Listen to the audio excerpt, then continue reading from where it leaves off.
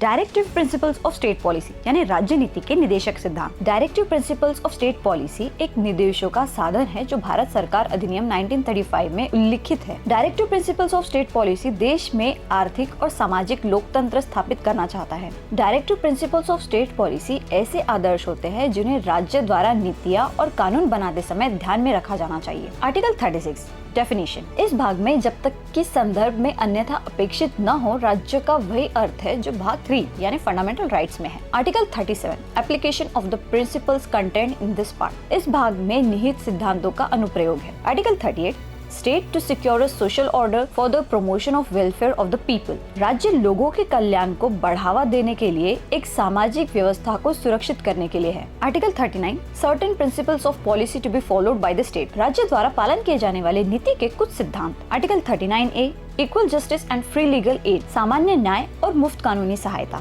Article 40 organisation of village panchayat, ग्राम पंचायतों का संगठन। Article 41 right to work to education and to public assistance in certain cases, कुछ मामलों में काम, शिक्षा और सार्वजनिक सहायता का अधिकार। Article 42 provision for just and humane conditions of work and maternity relief, काम और मातृत्व राहत की न्याय संगत और मानवीय स्थितियों का प्रावधान। Article 43 living veg etcetera for workers, श्रमिकों के लिए निर्वाह मजदूरी आदि।